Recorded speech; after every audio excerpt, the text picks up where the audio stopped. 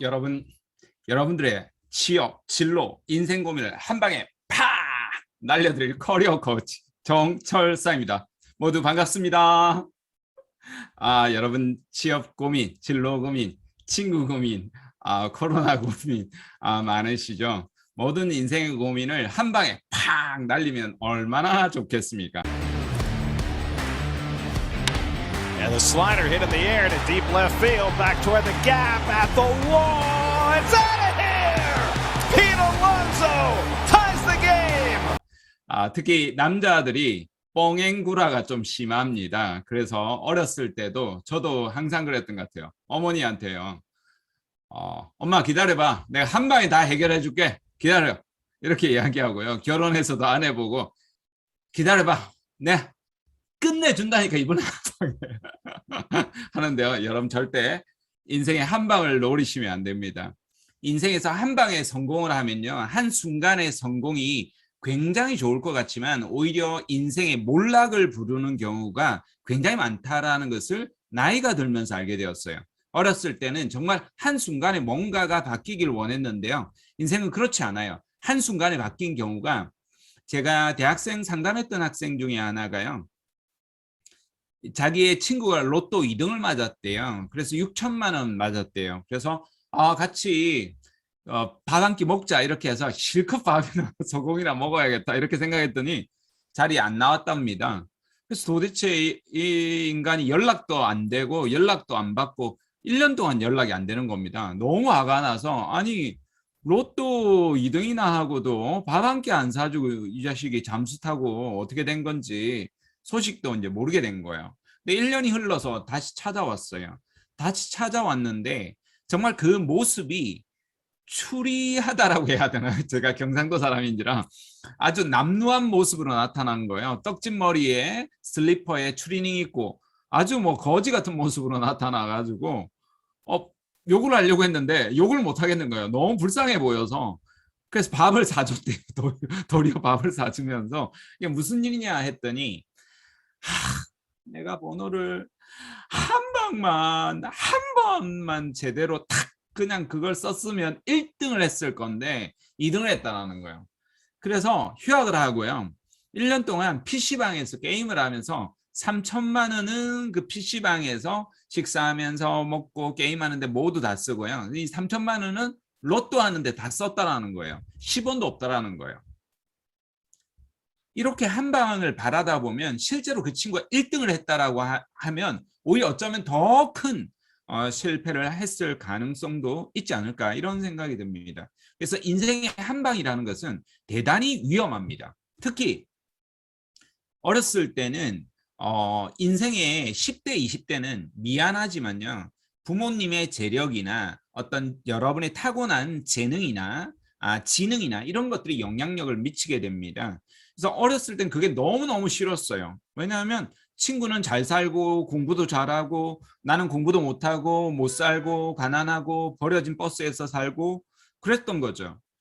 그래서 그게 너무 싫었어요. 그래서 제가 시간 관리 같은 것들을 되게 안 했어요. 목표, 비전 이런 거 아무것도 계획도 안 잡았어요. 계획 같은 거 아무것도 필요도 없고 내 인생은 영원히 절망의 나랑텅이로 구렁텅이로 진짜 빠져들 거라고 생각했어요. 그냥 중학교 때 친구니까 고등학교 때 친구니까 한때 친구였을 뿐이지 한때 대학교 때 친구였을 뿐이지 영원히 나랑은 같은 삶의 궤적을 걸어가지 않을 거라고 생각했어요. 그러니까 거기에 대한 대가를 저는 철저하게 치르게 됩니다. 그러면서 정말 가난하고 무능하게 인생을 살아가게 되었습니다. 그러다 보니까 조지 버나드 쇼 같은 사람은요. 청춘은 청춘에게 주기에는 너무 아깝다. 이 말이 젊었을 때는 이해가 안 갔어요. 그러니까 저 사람은 잘 사니까 이제는 몸만 젊은 걸 원하는 거야? 이런 생각을 했었습니다. 근데 정말 저도 인생을 허투루 살고 잘못 살다 보니까 갈수록 안 좋아지는 겁니다. 대학을 졸업을 할 쯤에 좋은 직장을 못 들어가게 되고요. 당연히 불안정한 직장에서 또 해고가 당하기도 하고 구조조정 당하기도 하고 그런 삶 속에서 살았습니다. 지금 저 때 얼굴이 제 얼굴보다 15년 전의 나이입니다. 제가 벌써 50대 중반이 되었거든요. 지금보다 더 늙어 보이시죠? 여러분 보이기에는 뭐 노숙자처럼 보이지만 사실은 내면에 뜨거운 열정이 그래도 살아 있을 때였습니다. 제가 뒤늦게 이제 30대 중반에야 정신을 차리게 되었습니다.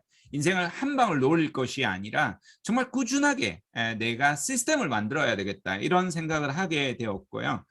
전문 경영인까지 열심히 해서 전문 경영인 자리까지 올라가고 39에 제가 세상의 동기부여 강연가가 되겠다라는 이런 뜻한 바를 가지고 출사표를 이렇게 던졌었던 순간이었습니다. 치열하게 단 한순간도 허투루 쓰지 않기 위해서 주말 부부를 했습니다. 그래서 경기도 일산에 처음으로 집을 샀습니다.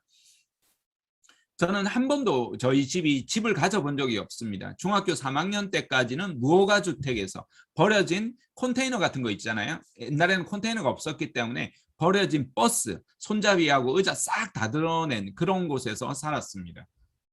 대학교 때는 낮에는 봉제 공장을 다니고 저녁에 야간 대학을 다녔습니다. 등록금이 없어서 직업군인을 갔다 올 정도로 평생 가난을 달고 다녔습니다. 그러다가 30대 중반에야 비로소 내가 시간을 잘못 썼구나. 제가 치열하게 공부하고 그리고 강연도 많이 다녔습니다. 서울에 있으면서 저는 최대한 유명한 사람들을 많이 만나야 되겠다 이런 다짐을 하게 되었습니다. 여러분처럼 연예인들도 만나고 싶은 마음도 있었지만 그것도 포함됩니다. 연예인들도 많이 만났고요. 그 다음에 작가들, 유명한 정치인들, 유명한 강연가들 이런 사람들에게 기운이 있다라고 믿고 있었습니다. 그래서 그런 사람들을 만나면서 어느 순간 저도 이제 공부를 하면서 바뀌게 되었습니다. 치열하게 공부를 하게 되었고 그러면서 처음으로 제가 처음으로 첫 집을 이렇게 사게 되었습니다. 사실 그럴 수 있었던 이유는 어렸을 때는 아버지를 원망을 되게 많이 했습니다. 아버지는 지금으로 치면 억만장자가 100억대 부자가 되셨을 겁니다. 근데 가지고 있는 것을 젊은 날에 돈의 소중함 이런 것들을 몰랐습니다. 아무도 모르다 보니까 돈 관리가 안 돼서 모든 걸 다 잃어버린 상황이었죠. 제가 저 나이였을 때 아마 어쩌면 아버지는 부자였었겠죠. 근데 한 번도 저는 본 적이 없었던 거죠. 그래서 아버지를 늘 원망하면서 젊었을 때는 살았습니다. 근데 어느 순간 저도 결혼을 하고 아이가 생겼는데요. 나도 아버지랑 똑같이 내 아들에게 기회를 박탈하는 아버지가 되겠구나 이런 생각이 들었습니다. 기어다닐 공간조차 없는 저 아이에게 나는 과연 어떤 지금 삶을 살아가고 있는가에 대한 후회와 반성을 하면서 정말 치열하게 인생을 살았습니다. 비록 늦었지만 철저한 대가로 제가 벌을 많이 받았지만 30대 인생을 바로잡으면서 제 삶의 모습이 바뀌었습니다. 정말 단단하게 벽돌 하나하나 쌓으면서 지금은 견고하게 무너지지 않는 성을 쌓았습니다. 저는 대학교에서 정교수직을 제안을 받고도 제가 거절을 했습니다. 지금까지 책을 벌써 12권을 썼습니다.